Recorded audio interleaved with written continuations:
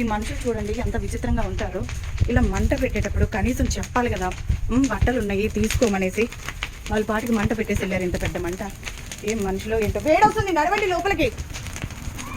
నేను బట్టలు తీసుకొని వస్తాను, లోపలికి రాడు. ఫాస్ట్ వెళ్ళండి. చూసారు కదండి, అసలు ఆ వేడికి బట్టలు తీసేలకి నా బాడీ కూడా హీట్ అయిపోయింది.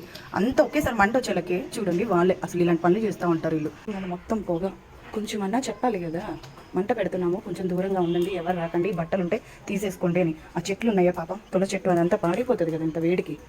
మాకేంటంటే దగ్గరగా ఉండేలకి దగ్గరికి వచ్చేసింది మంట. ఆ పొగంతా ఇంట్లో కూడా వచ్చేసింది కిటికీల నుంచి సన్నగా.